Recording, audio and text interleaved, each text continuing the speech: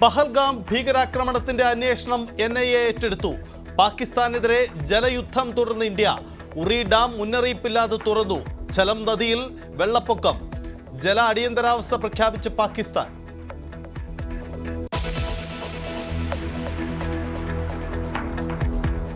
ഇന്ത്യയിലുള്ള പാക് പൗരന്മാർക്ക് രാജ്യം വിടാനുള്ള സമയം ഇന്ന് അവസാനിക്കും. കോഴിക്കോട് പാകിസ്ഥാൻ പൗരത്വമുള്ളവർ രാജ്യം വിടണമെന്ന നോട്ടീസ് പിൻവലിച്ച് പോലീസ്.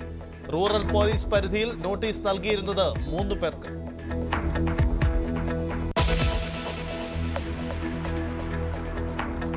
PK ശ്രീമതിയെ വിലക്കി പിണറായി വിജയൻ. സംസ്ഥാന സെക്രട്ടേറിയറ്റിൽ പങ്കെടുക്കാൻ അനുവദിച്ചില്ല. സംസ്ഥാനത്ത് ഇളവൊന്നും നൽകിയിട്ടില്ലെന്ന് ശ്രീമതിയോട് പിണറായി.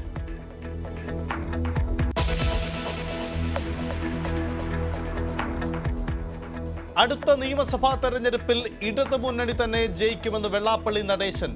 BJP പിടിക്കുന്ന ഓരോ വോട്ടും കോൺഗ്രസിനെ തോൽപ്പിക്കും. കോൺഗ്രസിന്റെ വോട്ടാണ് BJPയിലേക്ക് വിട്ടുകൊണ്ടിരിക്കുന്നത്. അതുകൊണ്ടല്ല അടുത്ത ഭരണവും ഇടതുപക്ഷം തന്നെ ഭരിക്കുമെന്ന് ഞാൻ ശക്തമായി ഇപ്പോഴും നാളെ ഇന്നലെയും പറഞ്ഞതിന്റെ കാരണം എന്താണ്? ഭരണം കിട്ടാൻ ഏതറ്റം വരെയും പോകുന്നവരാണ് മുസ്ലിം ലീഗ്.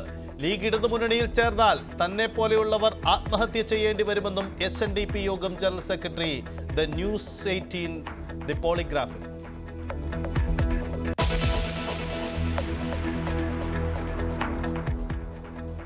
മലയാള സിനിമയിലെ നഷ്ടക്കണക്കുകൾ വീണ്ടും പുറത്തുവിട്ട് നിർമ്മാതാക്കൾ. റിലീസായ 15 ചിത്രങ്ങളിൽ ഹിറ്റായത് എമ്പുരാൻ മാത്രം. 78 ലക്ഷം രൂപ മുടക്കിയ മറുവശം നേടിയത് 60,000 രൂപ മാത്രം.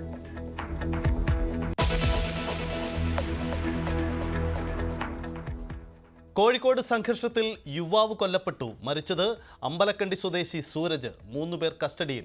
തിരുവാതുക്കലിൽ കൊല്ലപ്പെട്ട ദമ്പതികളുടെ സംസ്കാരം ഇന്ന്.